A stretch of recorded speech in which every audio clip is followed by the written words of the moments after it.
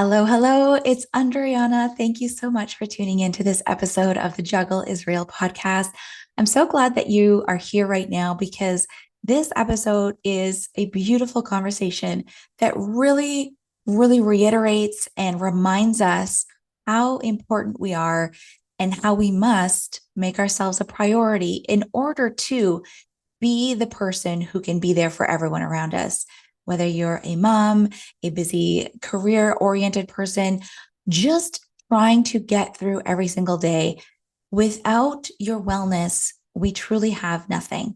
And so in this episode, we have Lisa Lounsbury here sharing her 3 keys to wellness and how we can uncover our own barriers to being well every day.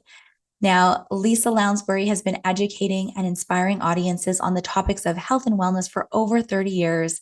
She's an international keynote speaker and a global educator who speaks to groups from a vast array of industries from around the world. She's the founder of New Day Wellness Incorporated, a producer and host of a TV and podcast show called Your Wellness, a national mental health trainer, a certified health and lifestyle coach, personal trainer, fitness specialist, and an international yoga instructor. Most recently, the author of her first book titled Making Wellness a Priority. In this episode, we are going to go over the 3 keys to wellness that, as Lisa describes them, we're going to hear lots of insights, information, actionable advice, and the experiences and insights from others. It's a really great episode. Let's dive right in.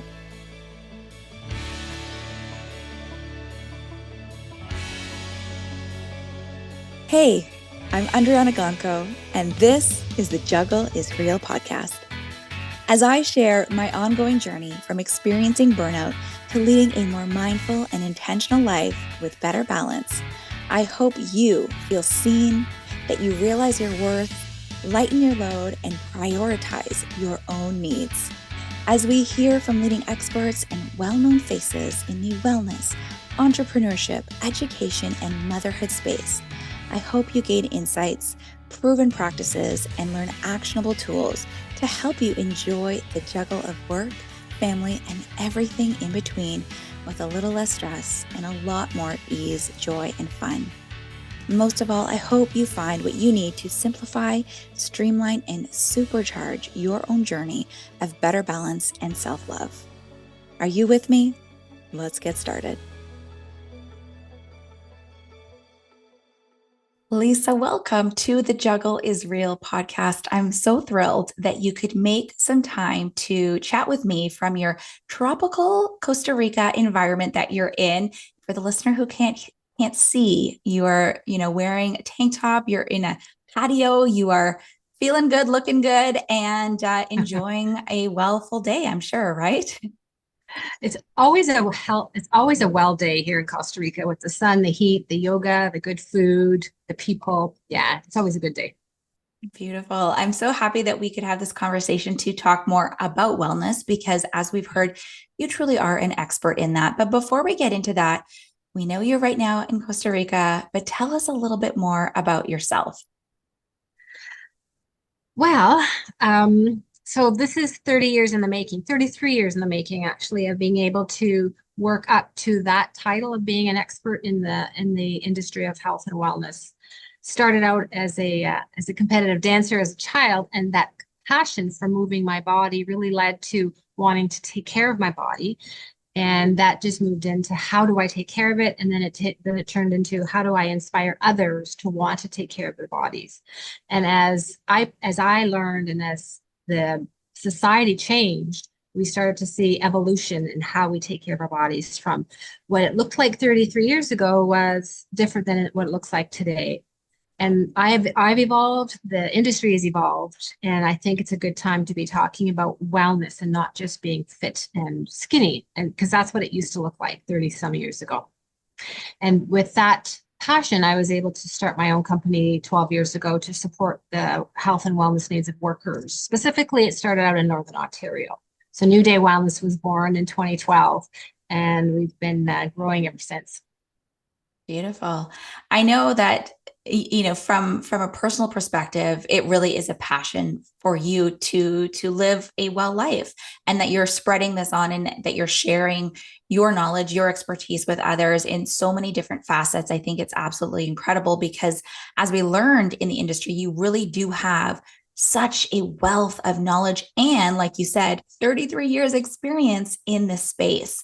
And you've seen the fads, I've heard all the opinions, and you've seen the trends in wellness, and we know they're always changing. So I love how you've sort of broken down what is a very complex topic and has a lot of nuance.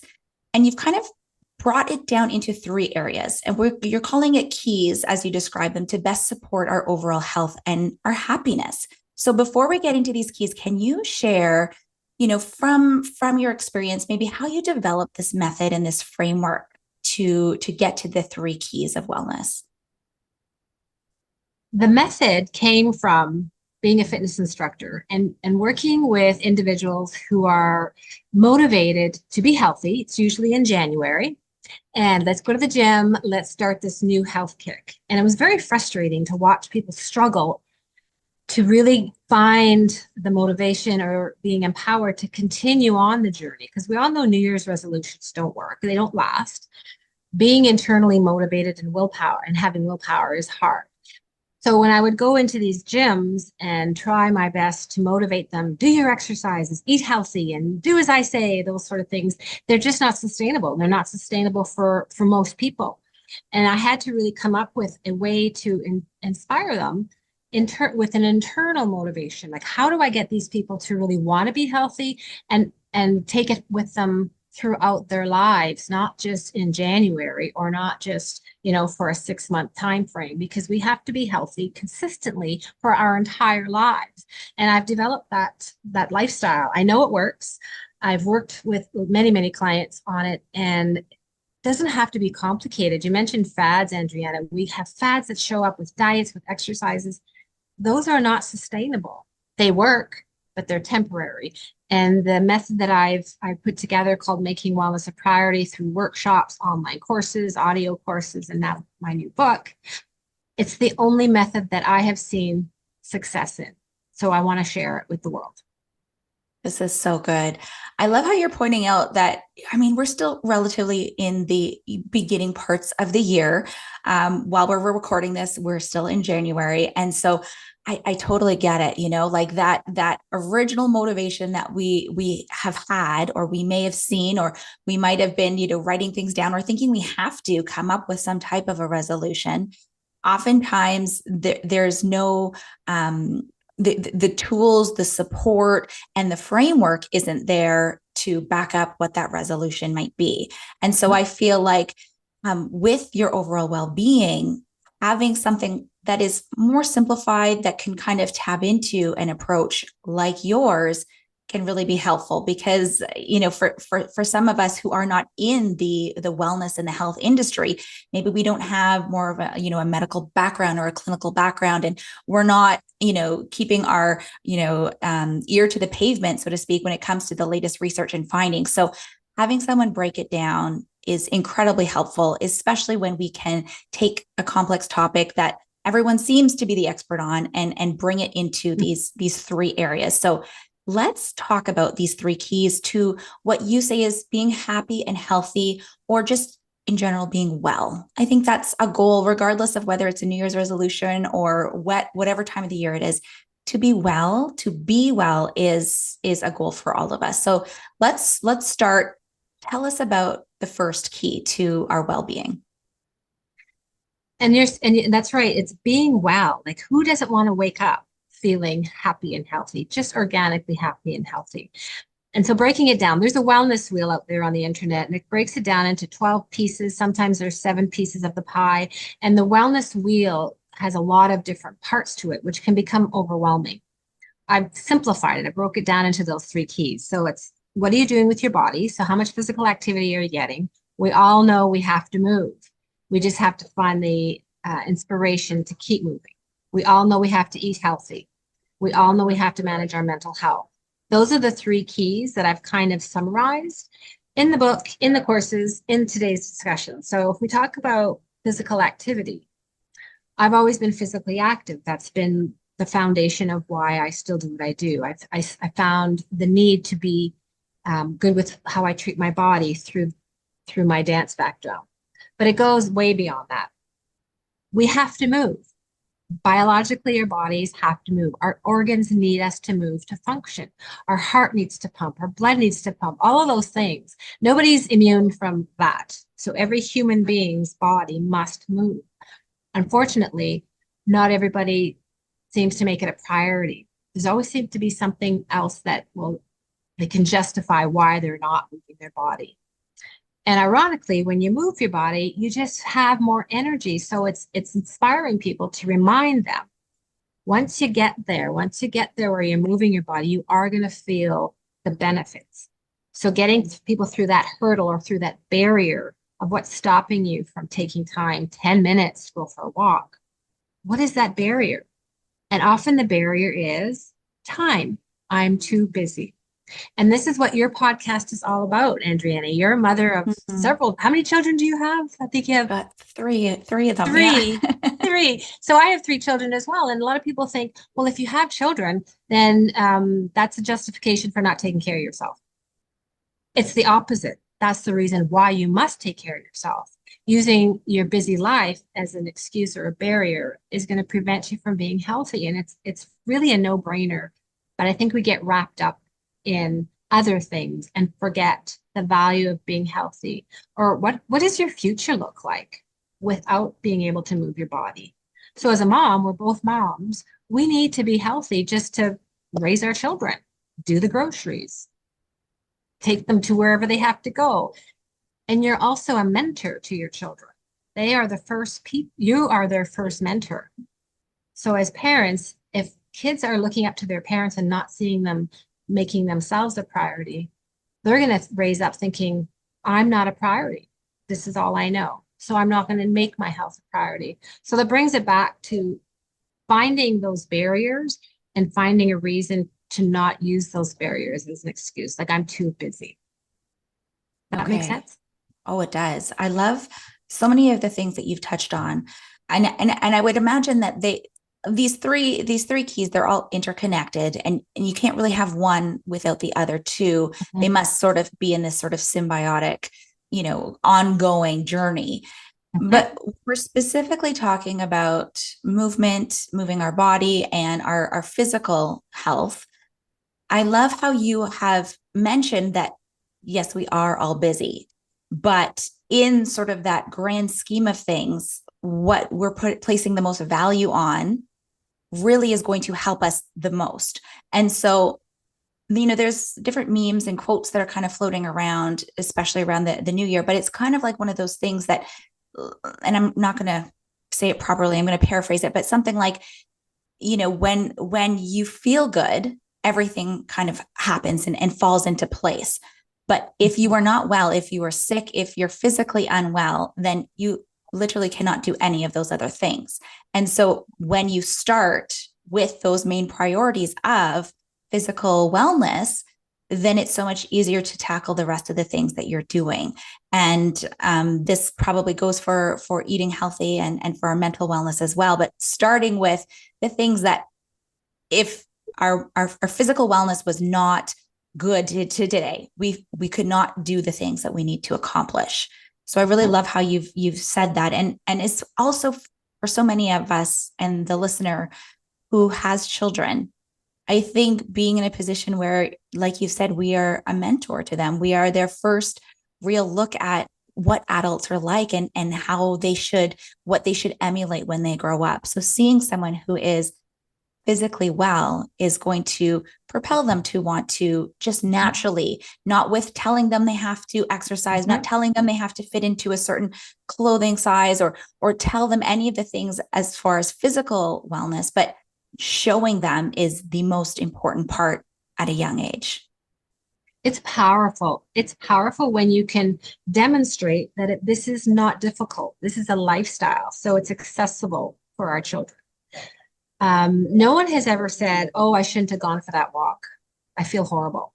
unless you got chased by a bear or you tripped and fell. But usually you come back from a walk feeling, I am so glad I did that. So we have to remind ourselves in 10 minutes, in 5 minutes, I'm going to be so grateful I put on those running shoes, or I put on that winter coat and that toque. It's really, it does break my heart to think that people are delaying this feeling of wellness because they just think they just don't have the time. Guilt is a big thing. Guilt is a wasted emotion. And moms carry this almost like a badge of honor, unintentionally. I don't have time because I have to take care of my kids. You need to take the time for yourself so you can be well for your kids. It's a cyclical, we just do this to ourselves unintentionally, moms. Dads do it too. So we really have to remind ourselves, you're not going to regret moving your body. It just doesn't happen because you feel better after the work, after all the time. Exactly. Exactly. So, time not being a barrier, using small pockets can really be effective when it comes to this first key to wellness. Moving into the second key, talking about how we're nourishing our bodies. Can you talk to us about the second area that you've broken down? We can't be well unless we have those three keys. They all have to be part of our lifestyle. And without making it complicated, once you move your body, your brain actually craves nourishing food. It's ironic how it works. I met a guy years ago who was a junk food junkie. And he says, I hate vegetables. I hate fruit. And I crave burgers and fries.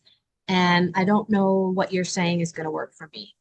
Fast forward a few weeks later, he thought he'd give it a whirl. And he came back. He says, I don't understand this, but I'm craving vegetables. I'm like, it's because your body responds well and it wants what it feels good. So the dopamine and all the pleasure hormones are kicking in for you and making you make those healthier choices, healthy decisions when you choose what you're going to eat. It's biology. So when we kind of train our bodies to respond or to get used to craving good food, it doesn't become that hard. And it's a learned behavior. You got to give yourself a couple weeks to really figure this out. But once you start, it's like a keystone habit. Once you start a good habit, your body wants another good habit. So if you start from maybe add a vegetable to your plate, your body internally, without you even knowing, is celebrating. Thank you for that nutrient. Give me more. So you're inclined to put more vegetables on your plate because you know you're going to feel good about it. And you got to trust the process. But I can tell you, because it happens all the time, our brains start to crave good food. So I guess what I'm wondering then is for those of us who are maybe have unhealthy relationship when it comes to food, because we know that there's been so much around us that, you can't eat this or you can't eat that, or maybe you really like in this mentality where it's like all of the things that we're lacking, which then makes us feel like we actually want it more. I mean, I in my 20s, I remember like, oh, I can't eat this. And then like, that's all I would think about was like not eating it, making me want it. And so can you share maybe how we can start this approach? I know a lot of it comes with our mindset of like, we are choosing what's going to best fuel our bodies, but how can we maybe make that shift to wanting the vegetables or wanting the healthier choices in those early stages? Because I guess once we begin, it's more self-propelling, but it's sometimes getting to the point, because even with the best intentions, sometimes we can fill our refrigerators with all sorts of seemingly healthy foods, and then we're ordering pizza for takeout that night because maybe we just don't have the energy. So what can you tell us in those early stages that might help us in this second key to wellness? When you're starting out a brand new wellness journey or bringing it back, it takes a little bit of effort and focus at the start. The easiest way to start a new healthy eating journey is to not take away bad, is to add good, because then you start craving. You're craving what you're denying yourself. So as soon as you deny yourself of something, that's what you're going to think about. But I want that bag of chips, or I want that cookie, or I want that burger. eat the way you're eating, but implement more vegetables and more fruits. We're not making this complicated. There should be no fads in your diet. Like diets are just, they're not sustainable. Bring it back to basics. We all know fruits and vegetables, plants are what our bodies really need. And start with that. Make it easy, but don't limit, like don't restrict your body because then it's going to want it more. And then it gets angry at you. And then you want Yes. more because then you get stressed. And what do you do when you get stressed? You want all the bad stuff. So we have to be compassionate with ourselves as we're starting a new journey and be patient. Take it one step at a time, maybe one meal at a time, maybe just start with a healthier dinner, work up to a healthier lunch, work up to, a healthier meal, healthier snacks. And you will see the improvement once you dedicate your time. And ironically, the more you exercise, the more energy you have, which gives you more energy to want to cook your food, cook the food that's in your fridge, prepare the food that's in your fridge. You become internally motivated. It just happens it just naturally happens, and you'll see the progression. So move your body, crave the good foods, and then you're going to notice a shift. Who wants to sabotage their body after you've exercised with crappy food? Because you're going to feel like crap after. Your brain is very intelligent and it tells you what it wants if you just listen to it and trust. Beautiful. So just to confirm, we are allowing, we are not restricting. We are just adding in more good. We are not telling ourselves that we can't eat certain things. And we are just wanting to reintroduce, adding more beneficial items to our plates. Mm-hmm. The vegetables, the fruits, the basics, the things that are found in the produce aisles of the grocery stores. Mm-hmm. Beautiful. And Beautiful. and you will notice you will not be craving all of those other foods that you might have thought you could never live without. It's fascinating. Our bodies are smart and we just need to trust them.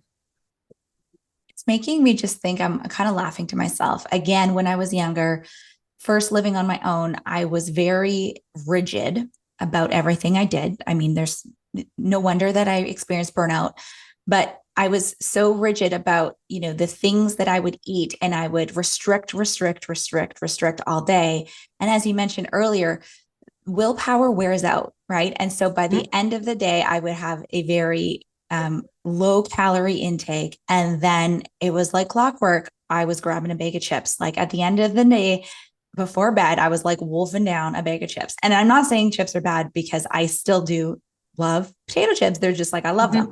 But now it's like, if it's 10 o'clock in the morning and I physically feel like I really want potato chips, I'm like, yeah, okay, I'll grab a handful of potato chips. It's not a big deal. Whereas before, I would belittle myself so much throughout the day. I would be so strict about what I was eating, only to then consume what it was that I initially wanted anyway. Right. And I think a lot of us fall into this. Whereas now I choose foods based on how I'm feeling, based on what I feel like my body wants. I'm not limiting myself in any way. I'm choosing things that I feel like will fuel my body, not looking at calories or fat or carbs or gluten or anything. And then I kid you not, Lisa, I don't normally eat anything after dinner. We eat an early dinner. We have young children. I'm not eating after dinner. Like chips, like they don't even pop into my mind. I feel satiated. I feel satisfied. I don't feel like I need to consume anything else, because throughout the day, I've already done that. That's the magic. It's the magic of your body telling you and reminding you. And my mother grew up on a diet. That's my memory of my mother. Always on a diet, always on a diet. And I actually talk about her diet in my book. She's been obese her whole adult life because of the diets, because of the restrictions. Her body became very protective of the calories, whether they were good or bad. I'm hanging on to these calories because I know in a few months you're going to restrict me. So her body's prepared. So now her body's a complete mess. Her metabolism is shut down. We have to let nature garner and guide us into what kind of food we eat. And deep down, everybody knows what they should be eating. It's not complicated. You don't have to find a fad. You don't have to decide which diet. Am I going to carnivore? Am I going to be vegetarian? Your body will tell you what you need. I keep saying your body's smart. Yes, this is a theme throughout. Now, I really want to talk about this third key because I feel like it often gets neglected, isn't discussed as much as the other two. I think we all know that we should be physically active and moving our bodies, and we should be, eating healthier and nourishing our body in a way to feel well. Your third key to wellness is mental health. And this one, I think, kind of gets sidetracked. Maybe we think about it on Blue Monday. Maybe we see something, there's things here, there, and everywhere. Or when our mental health is really suffering, it forces us to then magnify it and see what the issue is. But I really appreciate how this is incorporated into the three foundations to being well. Explain to us why your mental health is part of the three keys to wellness. There's two sides of it. There's one side where I've been educated and trained on how to support someone with mental health problems, but there's also a very personal side. And when I was much younger, when my three children were all under the age of 4, and I'm sure you can relate to this, I've always been physically active. So that was taken care of. I always ate well. That was taken care of. But what I didn't understand was my own mental health. So I found myself one day in the doctor's office, a puddle on the floor, sobbing. I was prepared to walk away from my family. I felt burnt out, hopeless, a bad mom, a bad person, a bad daughter. I was just at that moment ready to just disappear. And it was very scary. It was scary to my family. It was scary to me. I'm still very emotional sharing this part of my journey. I was prepared to walk away. And it was all because I was I was burnt out. I was tired. I was exhausted. I never thought that my mental health mattered. I didn't think I had permission to not be happy. Why shouldn't I be happy? I have everything I need, a loving family. I didn't understand the link between my mental health and my physical health until I was on that puddle on the floor. And the doctor came in and we sat on the floor for an hour talking and crying. And she said to me, "You're exhausted and you're not putting your mental health first." And so she put me on some strong medication, told me to go home, sleep for 2 weeks. She had to call my mother, she had to call my husband and said, "This is what's going on. This is what has to happen." And it kind of snapped me into that reality that this is not just about being physically active or eating healthy. There's a third component. And I share that story in my book. I'm openly talk about that moment because it was scary when you think that your life doesn't matter anymore and don't even realize it. So we have to have those three keys. I also consider them like plates. We have to have all three plates spinning on its own little spindle all the time. You got to touch it every once in a while and make sure all three are in check. Because there's a lot of people out there that are very active and eat healthy, but most of the time they're stressed and their mental health is struggling. Athletes, Olympic athletes, often suffer from depression. There's many different industries where mental health is undervalued and understated. And that's why I've really learned more about mental health. I've become a huge advocate. I'm a trainer in mental health and how to support someone, how to talk about it. Depression and anxiety, just those alone are so prevalent right now. Mm-hmm. And when those are part of your life, you can't exercise, you can't eat healthy as well. A lot of things take a backseat. So I've learned personally the value of managing all three, and I've witnessed what could happen if you don't. Thank you so much for sharing that, Lisa. I think it resonates with me. It resonates probably with the listener as well, because you're right. I mean, as a mom, especially, there's always something else to do and someone to take care of. And mm-hmm. we are often the very last person on our own list.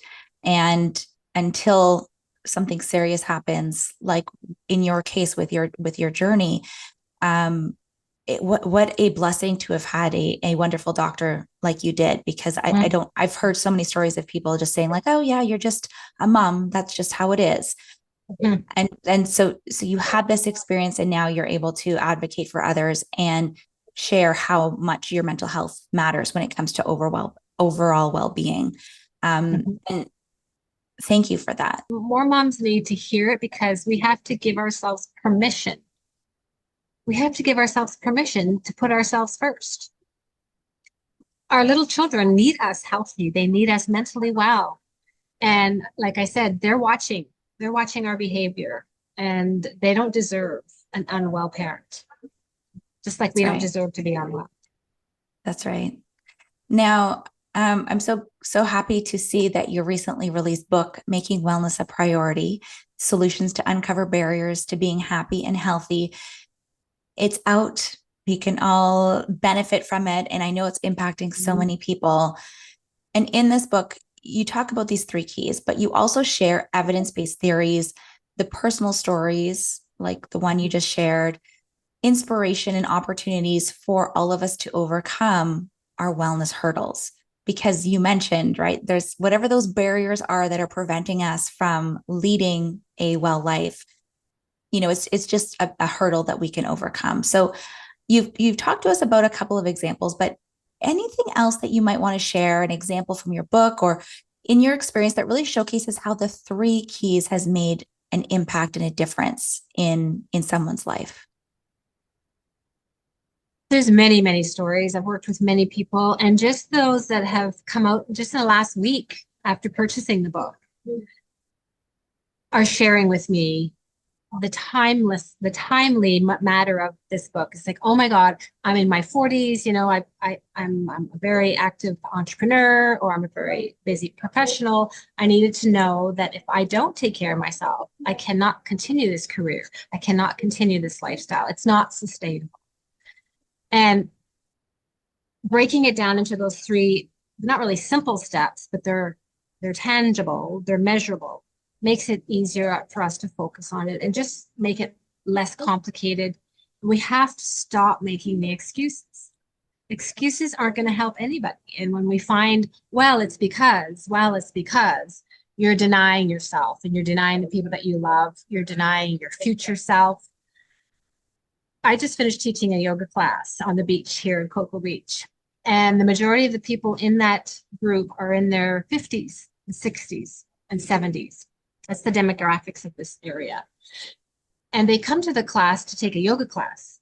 But unbeknownst to them, I'm there to inspire them to want to be there for their future selves. Not just what they look like today, how they're going to feel in 5 years, and 10 years, and 15 years. Where's my health going to be? What am I going to look like? How active am I going to be? How healthy am I going to be? How much am I going to be enjoying life? Traveling, because these are all people that are expats from other countries. We won't have access to that without our health. And they just need to be reminded, I'm exercising today for my future self. That's so good. I actually recently heard some research that suggests that the physical activity you do today, it actually impacts you 2 weeks from now. So like the walk that you take today is going to affect how you feel, the energy you have, what you're able to accomplish in 14 days. Like that is how much of an impact it has. And so if you're not feeling great now, like you have to think back, like 2 weeks ago, like what was I doing? Was I making my wellness a priority or not? And so I love how you're saying that, because I think the concept for myself of thinking to your future self, like if you have New Year's resolutions, or if you have goals for yourself, or if you have these visions and seeing yourself being happy and healthy, it's what you're doing today that creates that vision, that goal, that person who you want to become. So now that we have, a bit of a better understanding, you've broken it down for us. We have these three keys. Can you maybe share for our busy listener, we're going to go ahead and pick up this book. Absolutely. And there's going to be a link to the book on Amazon in the notes for this podcast episode. But how can we start to improve our wellness journey? If you could suggest maybe a couple main tips or a starting off point, what would that be for someone who is just ready and willing to begin a new journey? It comes from identifying your biggest barrier, identifying it, and then finding a way to get around that barrier. And my book focuses on that because this is what's stopping us from being healthy on a continuous basis. What's the barrier? And when you wake up in the morning and you think about being healthy and you know what you have to do, what's stopping you? What repetitive thought is stopping you? Is it time? And if it's time, what you have to break it down. What is it about that busy day that's keeping you busy? Is it I'm saying yes to too many people? Is it I feel that I'm supposed to be busy because that's what everybody else thinks I should do is be busy? Busy has become a badge of honor. And to the detriment of society, being busy is actually killing people. People are dying from busyness. So if you think being busy is a badge of honor, you're fooling yourself. We need to take time for ourselves throughout the day. And ironically, a lot of people say to me, well, it's easy for you, Lisa. It's easy for you. And it's not easy for me. It's just a choice I made many, many years ago to make myself a priority. And it's become seamless because it's become a lifestyle. I have these habits in place now. I don't use certain barriers to stop me. I've figured it out how to go around it. And I've given myself permission to not be busy. I've given myself permission to sleep when I need to sleep. Have those bowls of chips when I need those bowls of chips. Love who I want to love. Listen to the music I want to listen to. Like we're so hard on ourselves. We feel like we just have to be all things to all people. And I used to be that person. But I know what happens when you don't put yourself first. You end up on a puddle and you're down on the floor. So just waking up, catching yourself, catching what's the narrative in your head? What are you saying in your head to prevent you from making a good, healthy decision that day? Maybe write it down, maybe put it on a sticky note, say it out loud, make it a mantra, and then find the solution around that barrier. Tackle that one. Amazing. And I was just kind of laughing to myself because I'm thinking, you know what? Women, mothers, like we are incredible problem solvers.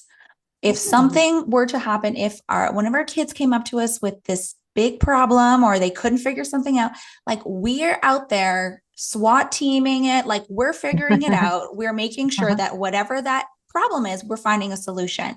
And what you're saying is for ourselves, like what is preventing us from doing the things that we know we need to do, the things that we want to do? Finding the barrier, and then with our big, beautiful, intelligent brains coming up with a solution. And that really is a very simple thing that sometimes we tell ourselves is so hard. Oh, it's going to be so hard. It's going to be so hard. But it really doesn't have to be with these 3 keys that you've laid out. When we choose to make ourselves a priority, truly, truly, truly, everyone around us benefits. And you have to truly, truly choose. Can't just choose today because I've listened to this podcast. It has to be an honest, overwhelming desire to choose yourself. And you're going to feel the rewards. And you're right. Moms are smart, right? We're problem solving all the time. And why don't we do that for ourselves? It's just doesn't make sense sometimes. Why don't we do that for ourselves? Exactly. Well, thank you for giving us the permission we might need and for helping us to kind of clarify this. A final question that I like to ask guests on The Juggle is Real is about their ongoing journey with self-care, because as you mentioned, when we care for ourselves, we feel well. And like you mentioned, you also have a lot going on. You wear many hats, you're juggling different countries and all sorts of different international pursuits. How are you consciously choosing authentic self-care practices for yourself to help you manage all of the spinning plates, as you mentioned? So just to close, I'd love to hear about one thing that you do to help you care for yourself, and then one thing that you're not doing, something that you're saying no to, or something that you've removed from your life to help you feel that better balance. I will never stop moving my body. For me, it fuels everything else. It kind of triggers, it launches all the other good habits. That's because I have a desire. I love to dance. I love to move. So I've used that need or desire for me to move my body. So that I will never stop doing. I want to be dancing when I'm 90. I want to be able to, kick my legs, maybe not so high, but I really want to be able to kick and skip and climb mountains and ride bikes and swim oceans into my 60s, 70s, and 80s because I know it's possible. So that I'm going to continue to do. What I'm not doing, um, I'm not feeling guilty for it. I've had to really work hard on that guilt because guilt is a wasted emotion, but I've lived with it most of my life, and many, many people do. So I am not allowing myself to feel guilty for taking the time to take care of myself. I love that. I love that so much. Lisa, thank you so much for being here on the podcast today. I wish you all the best. I wish you so much fun while you're there on the beach. Like, I'm so jealous. I thank you so much for being on the show. Well, thank you for allowing me to come on the show and talking about something I'm so passionate about. Thank you. I love speaking with empowered women who are advocating for health, wellness, and overall well being. And today's conversation with Lisa really encompassed all of that. Now, if you're looking to strengthen, improve, or begin a wellness journey, I love the actionable advice that she shared, the key takeaways of finding those barriers and creating a solution so that you can overcome whatever problem you're facing in your wellness journey. And I appreciate that she was so vulnerable to share her own personal struggles and how she has overcome them in her own life and her own wellness journey. You can find Lisa's new book, Making Wellness a Priority, on Amazon. And I've also included a link in the notes for this podcast episode. If you like this one, if you know someone who needs to hear this information, please share it with a friend. Write me a review on Apple Podcasts and rate this wherever you're listening. I can't wait to see you here for another episode of the Juggle is Real podcast, where we look at making you a priority in your everyday life. Take good care.